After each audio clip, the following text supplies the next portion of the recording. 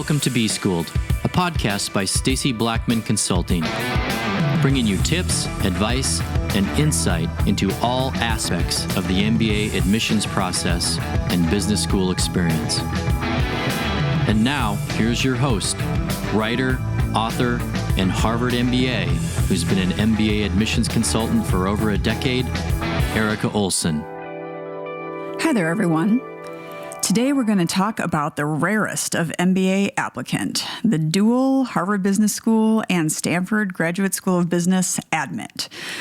Now look, even though these two programs are two of the top MBA programs in the world, and a lot of applicants take their shot at both of them just because they don't want to ever wonder what if they never even try, the reality is that these schools have pretty different vibes, significantly different locations and sizes, and their admissions committees claim to be looking for kind of different qualities in applicants. So because of all of those differences, it really shouldn't come as a surprise that more people aren't ultimately accepted at both schools.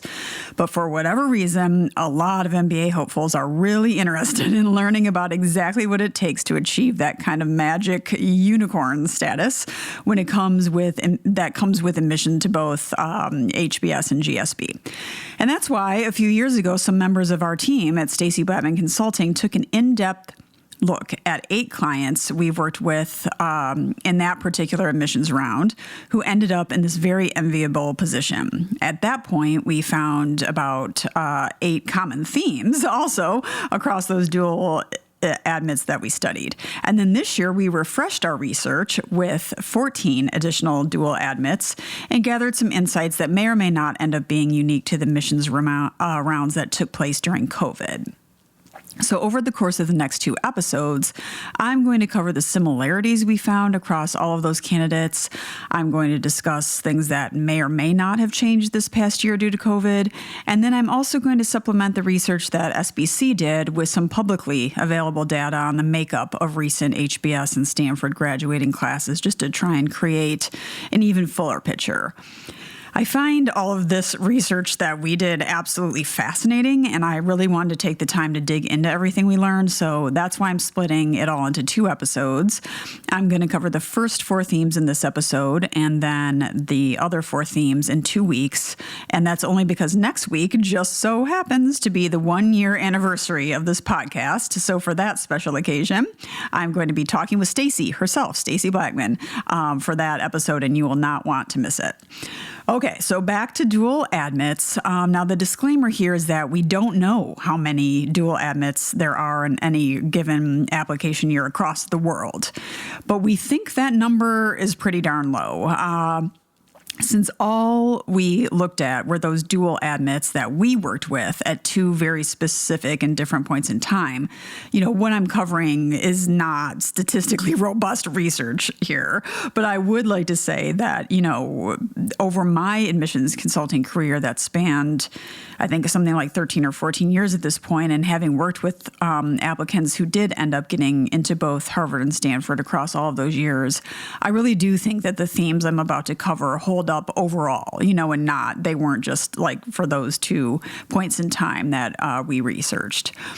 And, the relatively small number of clients that we researched them with. So, before I dive in, let me just explain a few of those differences between HBS and Stanford GSB that I alluded to earlier. Now, with Stanford, obviously, you're going to be out in California, near the heart of innovation in the U.S. in Silicon Valley. It's an area known for startups, tech firms, entrepreneurship, venture capital, and the like. It's close to San Francisco, close to San Jose, with 436 students that were in the class of 2022. The GSB class has a much more intimate feel than many of the other business schools do, and not just HBS. And its admissions committee is looking for diverse people who seek a transformative experience. So if you look at GSB's class profile page on their website, you'll see that emphasis on diversity in all of the different ways that you can slice and dice it. With HBS, you'd be in Boston, which is obviously much closer to industry hubs in New York City and other cities along the East Coast. There's also a huge focus on entrepreneurship there at HBS. In fact, 50% of HBS grads go on to launch some sort of venture. But I think people associate the school more with providing a real-world general management education that can really be applied to any industry, both startups and established industries and established companies. And perhaps for that reason, and in addition to the priority of putting together a diverse class, which is also highlighted on HBS's site just like it is on the GSB's, what the HBS AdCom is looking for is a track record of leadership. Now, you can demonstrate leadership in lots and lots of different ways. It doesn't just have to be at work or just from, one specific aspect of your life, but it does need to be a clear theme over the course of your life. With HBS, you'll be in a much bigger class size of at least 900 people. That's twice that of the GSB. But you'll spend the first year with your section of 90 or so people who you'll get to know really, really well. Okay, so with that bit of background on both schools, and obviously if you're applying to either, you should be doing a very deep research dive on your own. Let's get into some of the themes that we saw across the dual admits.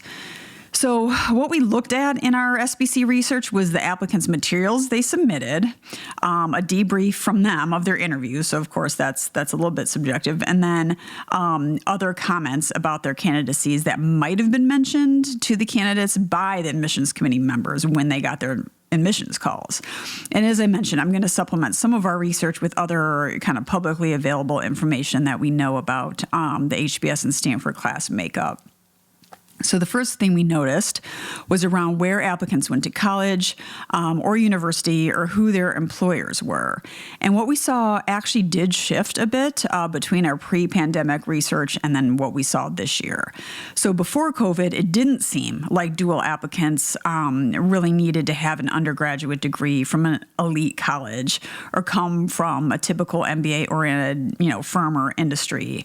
However, this year we saw more double admits who came from blue chip companies such as McKinsey and, some of the mega fund like private equity firms. And really, we don't know, but it might just be that given the chaos that COVID caused with admissions, HBS and GSB might just be even more risk averse than they were before. And that came through in selecting those with familiar roles and from respected feeder firms. I should mention here, though, that what we consider MBA feeder companies is kind of a fluid list because MBA programs, have evolved in reaction to the biggest recruiters of MBA graduates. So it's all very symbiotic in that way. But to be clear, we're not saying that this year the dual admits were all from investment banking and consulting. Not at all. Our current or, private equity, like I mentioned, our current double admit pool included employers from the education and media tech fields.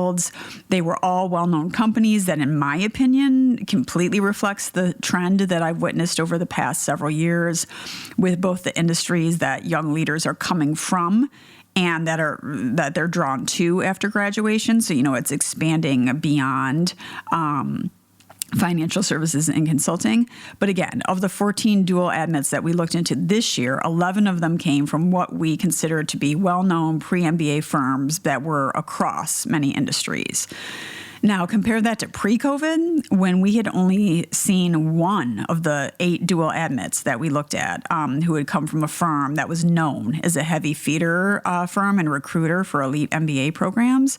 And also at that point, pre-COVID, none of the other dual admits even had MBA graduates as supervisors, which personally I don't think is ever a must. Like, you should always go with who knows you best. But it's still interesting just to note that. And then similarly, when it comes to college education, our earlier dual admit study noted that none of the double admits that we had worked with had graduated from an elite or Ivy League university. All of the U.S. students in the group had come from schools that were ranked between 20 to 50. Whereas this season, 5 of the 14 admits came from Ivy League colleges or their equivalent, such as like a Stanford or Oxford. 6 had attended colleges in the top 50, such as Georgetown, NYU, Northwestern. And it was only the remaining 3 of our 14 dual admits who came from lower ranked universities, with 2 of those 3 actually being international universities. So again, it might have just been that HBS and GSB were more selective this year due to the skyrocketing, application